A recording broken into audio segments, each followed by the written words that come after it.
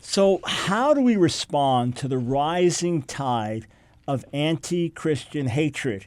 You've got to call it anti-Christian hatred. I wrote an article about it, and I note in this article that in the aftermath of the Supreme Court's decision on marriage, which effectively codifies Bible believers as bigots, the attack on conservative Christian values has reached fever pitch.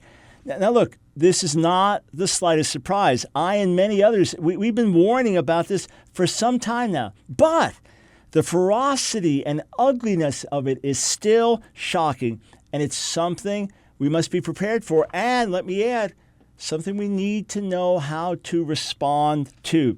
The other day, I posted this on Twitter. Quote, "Much has changed since the Supreme Court decision, but more has not changed. Jesus is still Lord. The world is still fallen. Satan is still raging." Well, an equality, quote, equality advocate responded by challenging me to name one thing in my life that had changed since the decision. So I responded, quote, "The absolutely horrific, ugly, nonstop, nasty, vile attack on me and colleagues from LGBT advocates. That's just one," with a smile. Now, bear in mind that I constantly address LGBT issues with sensitivity and compassion. Go back and read an article I just wrote when loving God and loving your neighbor seem to be in conflict. Read the article I wrote after the suicide of Joshua Alcorn. You'll see the sensitivity with which I deal with these things, but because I strongly oppose gay activism, that makes me, quote, a hater, that makes you a hater of the worst kind. So I just want to give a tiny sampling from my own Facebook page in the days following the Supreme Court decision. Almost all of these posts came from people who either identified as LGBT or were their allies, straight allies. They were almost all totally unsolicited. In other words, they weren't responding to a post or comment from me, but they were responding to my Facebook page, just responding to me as a person and where I stood. So these were open attacks rather than responses to my own posts or comments. Now, I want to be clear. I am not complaining about this in the least. It's not worth comparing to the real suffering being endured by our Christian brothers and sisters in other parts of the world. But I just want you to get a tiny sampling. Quote, these are all quotes. "Here is a man who preaches hate and ignorance. What a pathetic example of humanity your opinion and those who follow you portray. Small-mindedness is unacceptable this day and age. You should all be ashamed of yourselves. You're not a Christian. You're probably a devil worshiper passing for a Christian. People would get a better look at the gospel from Satan himself, and I'm not even a Satanist. If you take the Bible literally, do not bother responding to me. Thanks." These are all different posts, tiny sampling, just from my Facebook page. And this is in the immediate aftermath of the Supreme Court decision, because now I remind you, we have been legally codified as bigots. "This guy's just another cultist who worships the evil, mass-murdering, incest-obsessed, rape-encouraging, and hate-mongering God of Abraham as a good thing.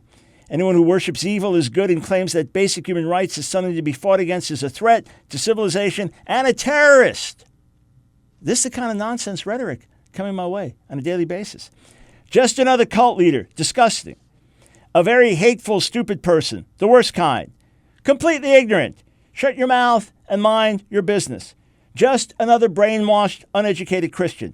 Doctor of what exactly? Bigotry, intolerance, ignorance? Do they give out PhDs just for being a complete expletive these days? Just another ignorant, hate-filled Christian bigot. Who wants to ask a bigot doctor anything?" By the way, the last 5 that I read, they came within a 45-minute period on my Facebook page, among others that I'm not citing here. "Bravo to the Supreme Court. You lost, Christian bigot. Get over it. Ignorant bigot. Icky bigot. Another ridiculous, ignorant bigot. Get the expletive out. Close-minded bigot who thinks he's better than others because of his closed-minded beliefs. You notice the operative word, bigot, bigot, bigot, bigot, bigot. Did we not tell you that this would happen? Bigots like this wrapping themselves in religion while viciously attacking LGBTQ folks is disgusting. The Supreme Court has ruled gays exist and are just as valid and have all the same rights you do. Shut your bigot face now. You're an expletive, gross, pimple-nosed, expletive. Dr. Brown, I hope you catch a specific deadly disease and die. This is a tiny little sampling of what was just posted on my Facebook page alone in the days and hours immediately following the Supreme Court decision. So here's what it comes down to. If you do not affirm homosexual marriage, homosexual relationships, and even homosexuality itself, you're a hate-filled, despicable, uneducated bigot with the emphasis being on that last word, bigot. So how do we respond? 7 points. First, the uglier and more vile the attacks, the more we know we're doing the right thing. The opposition is a sign of encouragement to us, and the more people try to silence us, the louder we shout. Second, we must remember that this is a spiritual battle, and that Satan hates homosexuals and heterosexuals alike. Fervent prayer is one of our greatest resources. Third, we must bless those who curse us and overcome evil with good, to use the words of Jesus and Paul. Responding to hatred with hatred will hurt everyone, ourselves included. Fourth, we must continue to propagate the truth until the lies are dispelled.